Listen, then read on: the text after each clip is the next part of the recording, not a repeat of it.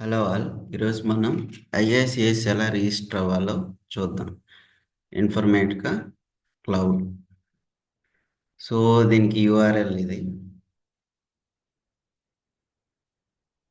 So దీనికి ఇక్కడ first నేము, last నేము, job title some developer అని ఇచ్చి, ఓకే, వర్క్ ఈమెయిల్, మీ పర్సనల్ ఈమెయిల్ ఇచ్చి, సో ఇక్కడ my email address as my user name ఉంది కదా, అది అన్చెక్ చేసుకోవాలి. లేకపోతే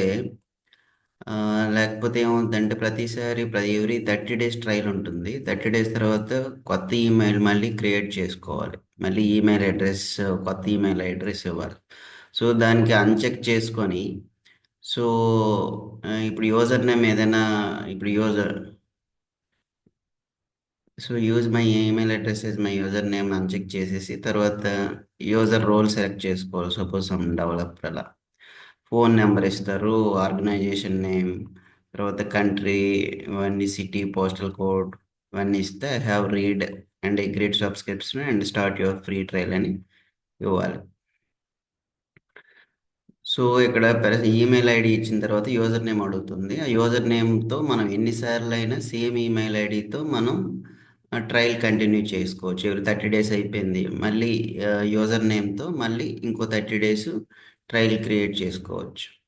ఓకే, అదే ఈమెయిల్ అడ్రస్ ఇచ్చారనుకోండి, email address as my user name, so మళ్ళీ ఇంకో ఈమెయిల్ ఇవ్వాలి. మళ్ళీ అలా ఎవ్రీ 30 డేస్కి కొత్త న్యూ ఈమెయిల్ ఐడి క్రియేట్ చేసుకొని మళ్ళీ ఇవ్వాలి.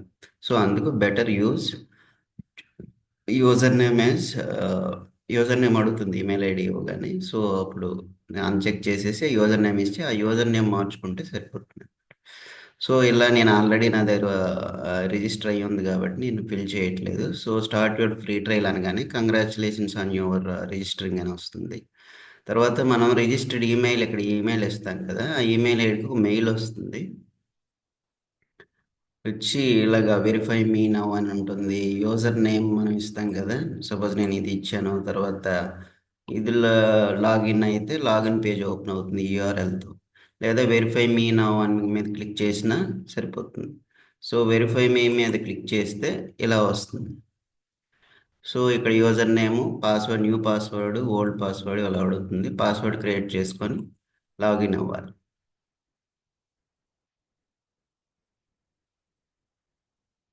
సో ఇలా అవుతుంది. ఇందులో అడ్మినిస్ట్రేషన్కి వెళ్ళాలి. ఈ డేటా ఇంటిగ్రేషన్లో క్రియేట్ చేస్తాం mapping.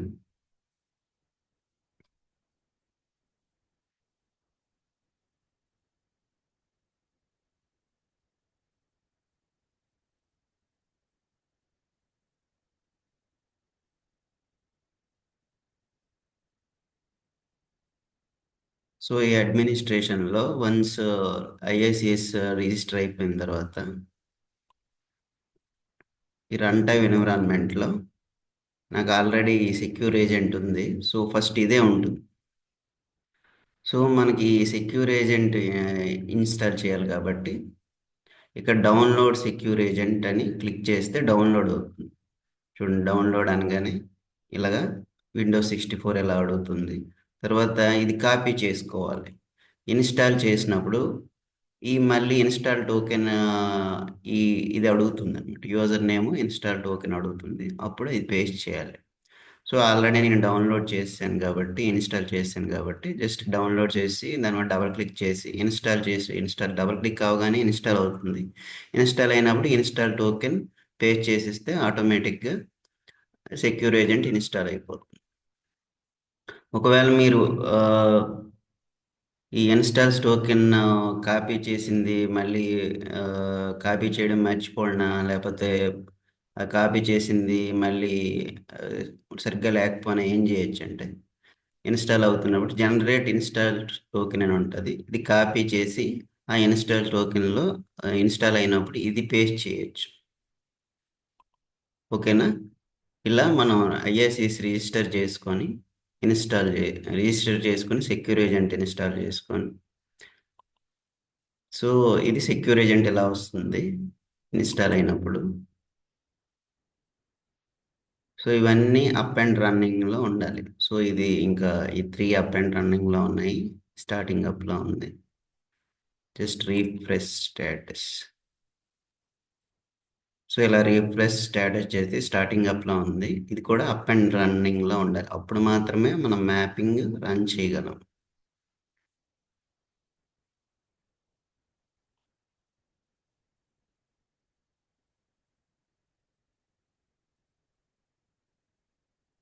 So still it is in starting up.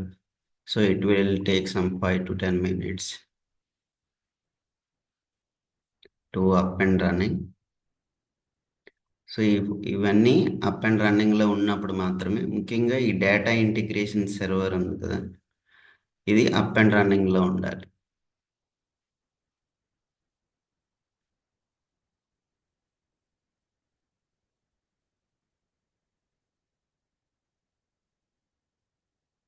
Okay, ఇలా ఈ 4 అప్ అండ్ రన్నింగ్లో అయిన తర్వాత మాత్రమే మనం రన్నింగ్,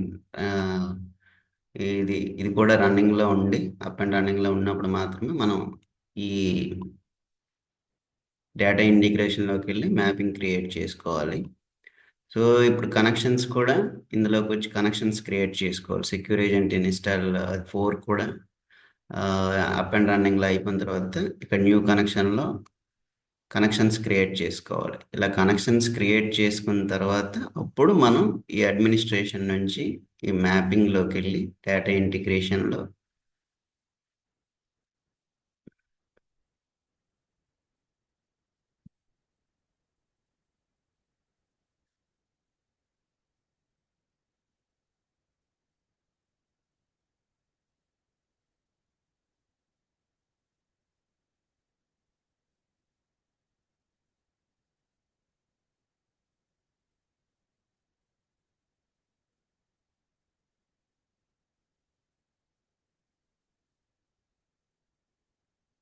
సో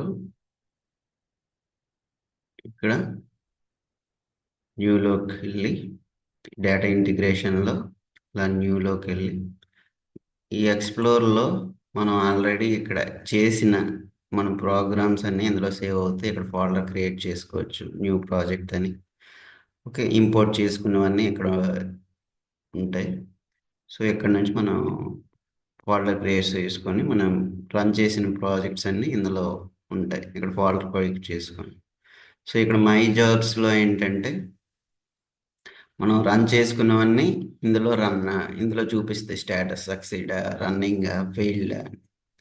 సో మనం ఇంపోర్ట్ చేసిన ఆల్రెడీ ఇప్పుడు ఎక్స్పైర్ అయ్యింది ముందుది.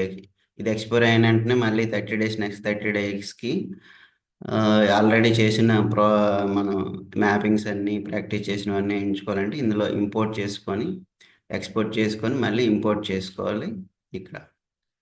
సో హోమ్ అంటే ఇలా వస్తుంది. సో ఇక్కడ చూసారు, ఇక్కడ ఆల్రెడీ అప్ అండ్ రన్నింగ్ 4 కూడా ఇక్కడ కూడా చూసుకోవచ్చు. ఇలాగ అప్ అండ్ రన్నింగ్ అన్ని ఈ రన్ టైం ఇన్వెంట్ కూడా అప్ అండ్ రన్నింగ్లో ఉంది. ఓకే, మ్యాపింగ్ రన్ చేయాలంటే న్యూలోకి వెళ్ళి ఇక్కడ మ్యాపింగ్స్లోకి వెళ్ళి మ్యాపింగ్ మీద క్రియేట్ చేసి క్రియేట్ అంటే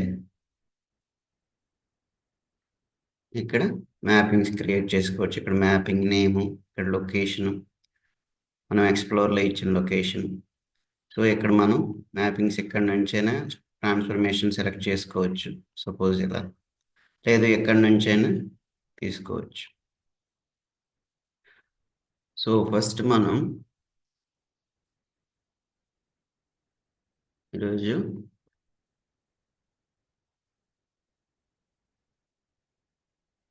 ఐఏసిఎస్ రిజిస్ట్రేషన్ చేసాం.